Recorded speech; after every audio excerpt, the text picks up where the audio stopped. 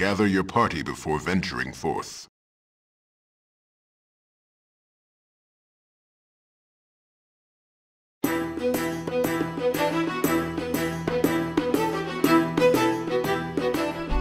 Ladies and gentlemen, welcome back to the Dungeon Pub. I am once again your very humble bartender, and perhaps you can tell already, but I'm really excited about today's video. Why? Because after so long, we finally get to do what I said we're gonna do at the very first part of the Ranger. We're going to do the comparison between the way the Ranger was when it first came out in the player's handbook and the way they made it later on after a few months, and they released it in the Unearthed Arcanas. If you have missed the previous two parts, right there, click on the annotations, feel free to watch. But I must warn you, I might have moped a little bit, just a little, maybe a little too much, and there was a reason for it. As I said in those videos, when the Ranger first came out, it wasn't essentially where it needed to be in terms of gameplay mechanics. Conceptually, it was amazing, and some of those abilities really drove home the point of what a Ranger was supposed to be. But, and it's a very substantial but, if you know what I mean, a lot of it didn't really mesh well. So what ended up happening, as I said, was they released a new version of the Ranger, a better version of the Ranger. Oh, is it so much better? Let's delve right into it. What we're gonna do today is we're gonna do a quick comparison. We're gonna talk about what was changed, why the Ranger is so much better now. And as a matter of fact, you're gonna find the links to what I'm gonna talk about in the description, or well, the link to the Unearthed Arcana about the revised Ranger. What is really cool about this thing that you're gonna find there, this Unearthed Arcana piece, is that before it delves into the details of the class, they actually talk about why this needed to be done, how they felt about it, the way they went about the process, and there are little annotations around the very pages themselves that tell you why they took the decisions they did. Amazing.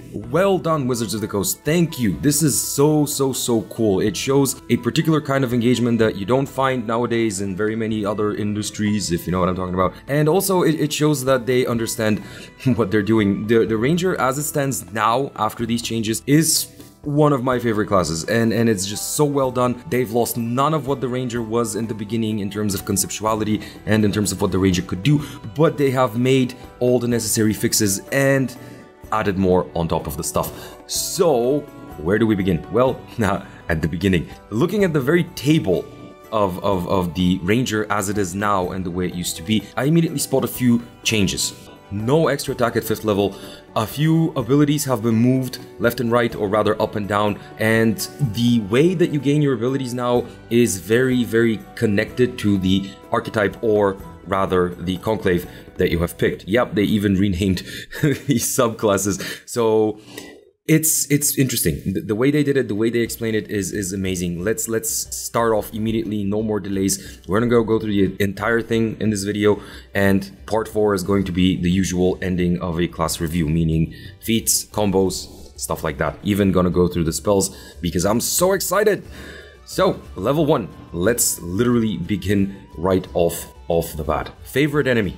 Right. Nothing else has changed, by the way. If you're considering the hit points and the proficiencies and the equipment, stuff like that, nothing has changed. Literally the same thing as before. But the very first ability that we begin with, and the very first ability that was once in the original player's handbook, is favorite enemy. And what has changed? Well, right there, you can see it. The bonus to damage is back. Yeah, the bonus to damage is back.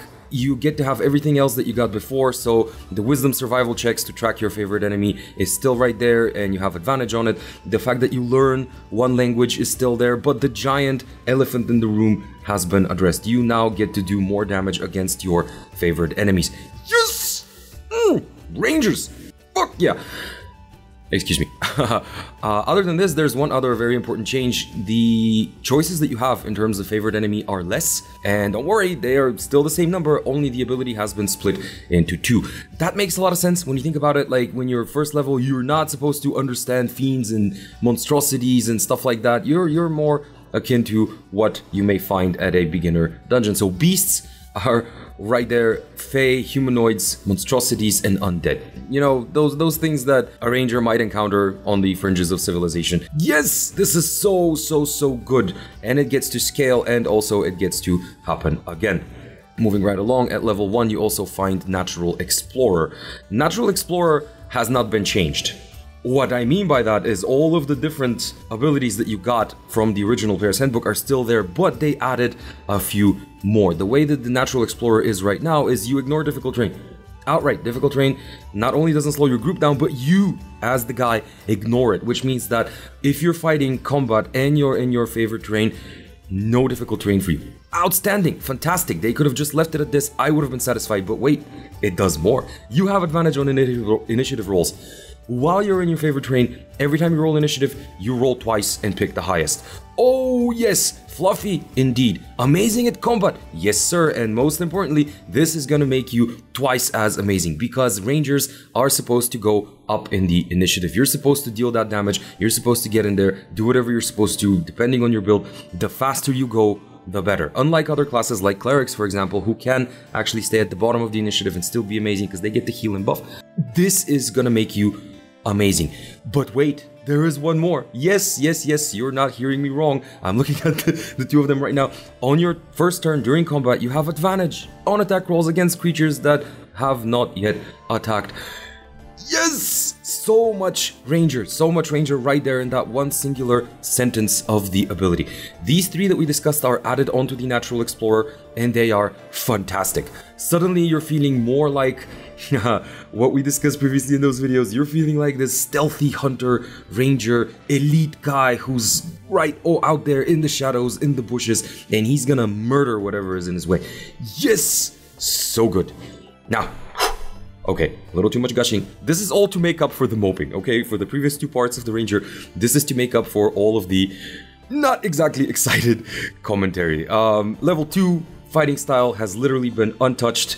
They are the same, still the same choices: archery, defense, dueling, 2-weapon fighting. Depending on what kind of ranger you want to be, this is going to help. Not as versatile as the fighter. Some of the choices that paladins get to take are not there, but that's because the ranger, even though they have access to shields, are not supposed to be the guys standing there getting hit in the face. Leave that to the religious zealots and the guys who get a paycheck from doing so.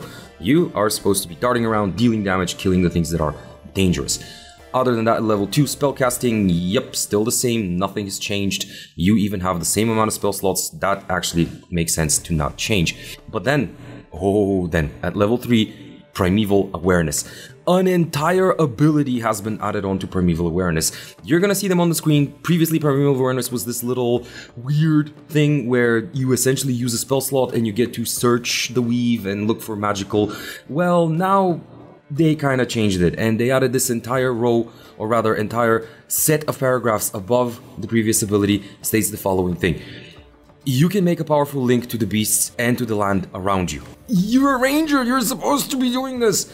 In any case, calm down. You have an innate ability to communicate with beasts and they recognize you as their kindred spirit. Through sounds and gestures, you can communicate simple ideas to a beast as an action and can read its basic mood and intent. You learn its emotional state, whether it is affected by magic of any sort, its short-term needs such as food or safety, and actions you can take, if any, to persuade it to not attack.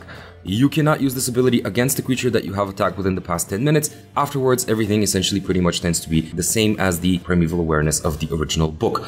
You can still spend one uninterrupted minute and you get the same effect. If there are multiple groups of your favorite enemies, that is a bit new.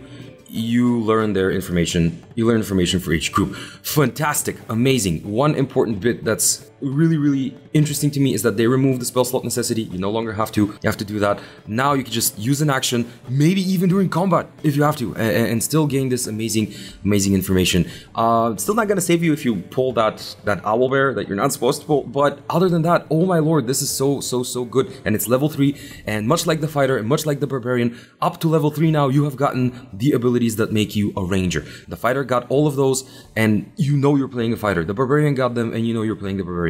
A previous gripe that I had was that the initial abilities of the normal player's handbook, the original player's handbook, while still making you a ranger, that was more fluffy than anything else. Mechanically, you weren't necessarily where you needed to be. Now, however, you are exactly where you're supposed to be, and it shows. And the people in your party are gonna nod their head, look at you on the table and go, okay, this guy knows what he's doing. So, amazing. Well done, wizards. Well done. Moving right along, at level 3, you get to pick a ranger conclave. It's okay. The problem is not in your television. This is pretty much the archetypal pick the Ranger archetype at level 3, but they named them conclaves because it's a little bit more fluffy and the text reads a little different. But you're gonna notice something very, very interesting. The Beast Conclave and the Hunter Conclave. There's a third one, the Stalker one, which was again part of another errata. We're not gonna go into that right now. If you want to learn, we're gonna put the link down in the description.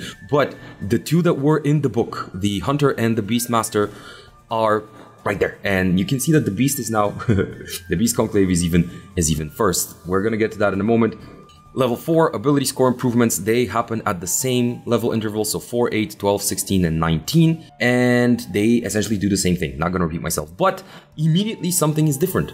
Following this ability, you don't get extra attacks at level 5. Something is wrong, right? Nope, you just get these when you reach your archetype. Meaning, okay, well, a bit confusing, but when you reach level 5, you're gonna get them from your archetype, and they're gonna be different. The Hunter still gets multiple attacks. The Beastmaster, however, or rather the Beast Conclave, they get something different. 6th level, greater favorite enemy. What? Oh, yeah, they split it. As I said, they split it, and now it's this... Again, it retains the fluffiness, which I love so much, but it allows you to have more options. It allows you to, well, okay, no, I'm sorry. They're still the same options. They're split in half, but it scales your damage. And even more importantly, it changes the dynamic with which you level up. So this is important to me. This makes the class very self-serving in many ways, but also very, very unique and very specific. And I love that. Before, the Ranger was intended to be a mashup of all of those amazing things, but it still felt more like a stitch job, like a patchwork than anything else. Now it's its own thing. So, greater favorite enemy. What's the difference? Well, you get to choose another type of favorite enemy. This time you can choose from aberrations, celestials, constructs, dragons, elementals, fey, giants. So these are the more, well, harder to find enemies, right? These are very much specific. They are sometimes outsiders, other times giants, again, which are supposed to be like this ancient enemy of civilization. So they are the tougher guys, and you gain all of the benefits against this chosen enemy that you normally gain against your favorite enemy. So pretty much everything that you got before this, but your bonus damage increases to +4 against all your favorite enemies, and that's amazing. Additionally, you have advantage on saving throws against the spells and abilities used by greater favorite enemies only. So you can protect yourself better against these particular kinds of invaders or undesirables. Moving right along, at level 8, Fleet of Foot. Now, looking back at the previous iteration of the Ranger in the original book, at level 8 you got Lance Stride, so they kind of mix and matched a few things. Fleet of Foot literally states, beginning at late level, you can use the dash action as a bonus action on your turn. I started to nod a little. I was like, okay, no, you're doing it again. But as I got to the end, I saw why they did this. It's actually pretty smart. Rogues can do this at level 2, but that's one of their crown abilities, right? Level 2, they can do cunning actions, and those cunning actions involve dashing. But for the Ranger, this is the appropriate level in my opinion, because of all the previous things that you take and because of the fact that you are a martial class. So at level 8, you can use dash as a bonus action, which makes you a lot more mobile. And if you remember all of the things that the Hunter allowed you to do, and now with the new Beast Conclave, this is actually working very well. It allows you to keep up, it allows you to flank, move around obstacles. It's just amazing. Moving along, at level 10, Hide in Plain Sight. It works differently now, and I suppose that it gives you a different kind of options, but it's still the same idea. Instead of having to spend 1 minute, you can do it at any point now. You just have to stand still. You can choose to stand still, and if you are stealthed or stealth in this particular turn, and you are still, your enemies get a -10 penalty to perceive you, which works differently. As I said, now you don't just get a fly bonus to your stealth, they get a penalty to their perception. Much better, I would say. It doesn't depend on your roll, right? It depends on their roll, but most of the monsters don't really have all that much perception in any case, and the ones that do are very specific. However, the end of this ability is what's changed. You are still automatically detected, right? Kind of like the previous one, but if you are still hidden on your next turn, you can continue to remain motionless and gain this benefit until you are detected. This is kind of new. It kind of goes with the previous iteration of Hide in Plain Sight, and if you leave it as it is, as I said, I began to squint a little, like, are you doing it again? No, they're not. Actually, as a matter of fact, placing this here makes a whole lot of sense. Why? Because of the few next things that we're going to discuss. Vanish. Level 14, the same level as before. The ability has not changed at all. Starting at 14th level, you can use the hide action as a bonus action on your turn. Also, you can be tracked by no magical means unless you choose to leave a trail.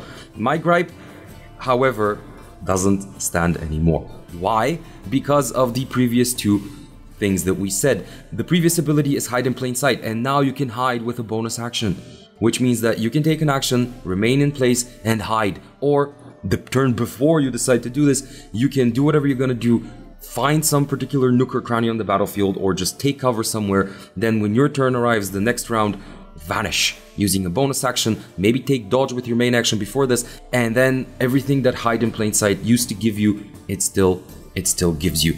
This works so well, given the fact that in between these you also get a few abilities as well as access to a few other spells. Now this is exactly where it needed to be, and I love it. Yes, thank you. Next up, Foe Slayer.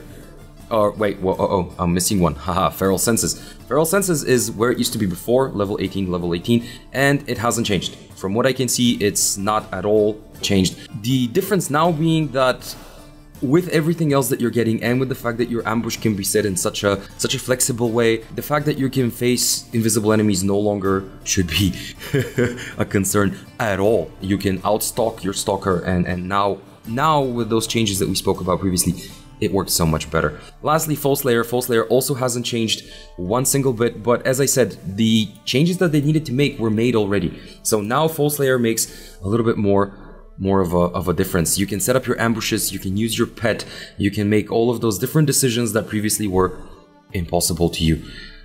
That's pretty much all of the abilities. I know we went through them way faster than before, but that's it. A few points that are still important to make is that Natural Explorer now doesn't tick twice, meaning that you don't get to have multiple iterations of it, but because of the 3 abilities that they added, this is actually better in my opinion. So this is pretty much it. These are all the abilities that we used to have before in terms of a ranger, but now we get to continue on a little bit more, and we get to the conclaves. The very first one being the Beast Conclave this time. So you can see that the Hunter is no longer leading the way in terms of choices. Intentional or not, this is actually what ended up happening. The Beast Conclave in terms of fluff hasn't changed. You still get to have your animal companion, but everything else has pretty much changed. Beginning with the very first ability that you get. The Ranger's Companion from the original book is gone. Instead, it's been split into 2. Both of these you get at 3rd level, and now the first one is called Animal Companion. What's the difference, you might ask? Well, allow me to tell you. You learn to use magic to create a powerful bond with a creature of the natural world. With 8 hours of work and the expenditure of 50 gold pieces worth of rare herbs and fine food, you call forth an animal from the wilderness to serve as your faithful companion. So something's missing from the very first part of this ability. You are no longer confined to the 1/4 of a challenge rating. As a matter of fact, you now have a list in the Unearthed Arcana that tells you about apes, black bear, boar, giant, badger, stuff like that. You now are given more options, and you're no longer limited to the 1/4. This is amazing. I love it. Even says that you should talk to your DM about different ideas. And the very first time somebody in our group attempted to play this new ranger, I was hooked immediately. I allowed so many things just because it's exactly where it needs to be right now. But in any case, gushing aside, at the end of the 8 hours, your animal companion appears and gains all the benefits of your companion's bond ability, which is the next one. You can have only one animal companion at a time, naturally. If your animal companion is ever slain, the magic bond you share allows you to return it to life. So no longer that goldfish problem where you just replace it. This is the friend that you have made. With 8 hours of work, kind of like previously, but half the gold, you can call your animal companion back through magical means. If you use this ability to return a former animal companion to life while you have current animal companions, this is essentially to prevent a few missteps. This entire ability now gives you a much better explanation of how this works. It's understood that this is a magical ability now, and it makes you feel more of a specialist rather than somebody who just made a buddy. Moving right along, however, at 3rd level, Companion's Bond. Your animal companion gains a variety of benefits while it is linked to you. Oh yes, boy does it. The animal companion loses its multi-attack action if it has one. It's actually explained below why they did this. It's okay. It's gonna make it up, trust me. The companion obeys your commands as best it can. It rolls for initiative like any other creature, but you determine its actions, decisions, attitude, and so on. If you're incapacitated or absent, your companion acts on its own. Time out and quick pause. Yes, I read that correctly. Your companion rolls for initiative on its own, which means that you're no longer trying to mesh the actions of two creatures into your turn, and you no longer have to share your actions with your beast or vice versa. The beast is now its own thing, it's its own character, and that idea is gonna get expanded within the next paragraphs, but even right now, I cheered, I jumped on and was like, yes! Yes! Amazing! You get to play two character sheets in many ways, in not necessarily exactly to that extent, but in so many ways you get to play two characters. You can even role play two characters, and they get to have different initiative, different actions. This is amazing. This is so good, and it's at level 3, and you no longer have that whole slog of leveling up for the Beastmaster to become useful at level 7, and then again to lose whatever you've been working towards. So keeping right along, these are longer now, they're much more expanded, and that's okay. That's actually fine by me. Your animal companion has abilities in game and game statistics determined in part by your level. Your companion uses your proficiency bonus rather than its own, so no longer just adding them, ha ha ha ha, you get to give it your own proficiency bonus. That applies to everything, and it's amazing. In addition to the areas where it normally uses proficiency bonus, an animal companion also adds its proficiency bonus to its AC and damage rolls. So kind of like the previous ability, only this time you're literally giving your proficiency bonus or modifier, and then the companion can add on top of armor class and damage. Fantastic. It scales, it's good, perfect. Your animal companion gains proficiency in 2 skills of your choice. It also becomes proficient with all saving throws. Whoa, you can stop now. This is already amazing, but wait, no, it just keeps going. Yes, indeed. Your animal companion will gain proficiency in 2 skills, and you can choose those skills for yourself, and it also becomes proficient with all saving throws, which is your proficiency. So it scales the more you level up. Fantastic, amazing. This is now literally another character. But wait, haha, as I said, we keep going. For each level you gain after 3rd, your animal companion gains an additional hit die and increases his hit points accordingly. So leveling up again, not only in proficiency, but in hit dice, and it gets to scale in HP. Yes! Previously, that was a bit of a problem. Now they found a very nifty way to work around it. Whenever you gain the ability score improvement class feature, your companion's ability also improve. Wow. Yep, you can up your pet's statistics. Yes. Your companion can increase 1 ability score, so essentially kind of like you, by 2 ability scores by 1. No feats, sadly, but that would have been just a little too much. As normal, your companion can increase ability scores above 20, so yeah. But one more paragraph, this just keeps going. Your companion shares your alignment and has a personality trait and a flaw that you can roll for or select from the tables below. Your companion shares your ideal, and its bond is always the ranger who travels with me is a beloved companion for whom I would gladly give my life. I'm gonna cry. They gave them personality traits. Yes. You can tell that they sat down, they looked at what was done before, and they said, better, needs to be better. Give it more options. Amazing. The last part of this ability is the tables that they said they're gonna put the traits and the flaws. I'm not sure I'm conveying my enthusiasm in a good and healthy way. But in any case, at level 5, again, because you don't get it from your normal range of ranger abilities, now at level 5 coordinated attack, you and your animal companion form a more potent fighting team. When you use the attack action on your turn, if your companion can see you, it can use its reaction to make a melee attack. This is infinitely better. Not only are you not sharing your attacks with the creature, but it uses a reaction, which usually it wouldn't use for anything, to make one more attack itself when you make your attacks. Fantastic, amazing, and you can choose how to do that, whether it goes before or after you. It's so good. Compared to what used to be, at level 5 you didn't get anything, and then you had to wait all the way to level 7 to get anything meaningful. Now that's gone. It's done so much better. It's inspiring and relieving at the same time. I have mixed emotions. But yeah, moving right along, level 7 Beast's Defense. At 7th level, while your companion can see you, it has advantage on all saving. What? Am I reading this right? While I can see you, it has advantage on all saving throws. Fantastic, amazing. You don't have to micromanage it. You can just, if you want your pet to be a tank, it can now be a tank. You can literally throw it at something large or a few smaller things, and it's gonna stick, and it will do well. It will survive. Even the fighter is gonna be scratching his helmet with his shield, going, okay, that's kind of cool. It's amazing. Well done. 11th level, Storm of Claws and Fangs. Okay, this already sounds cool, but let's see what it does. Your companion can use its action to make a melee attack against each creature of its choice within 5 feet of it, with a separate attack roll for each target. They gave your pet your whirlwind attack. So if you do whirlwind attack, and your pet does whirlwind attack, that's 2 whirlwind attacks. And remember, whirlwind attack is cool. It's actually fantastic. If you're a ranged kind of fighter, you can volley, and then the pet can do whirlwind, or vice versa. It's so good. And the entire idea behind rangers having more AoE options than any other martial class is amazing. And it's still there, and it withstood the remaking. So yes, so good. Lastly, 15th level, Superior Beast Defense. At 15th level, whenever an attacker that your companion can see hits it with an attack, it can use its reaction to halve the attacker's damage against it. So essentially giving it Uncanny Dodge.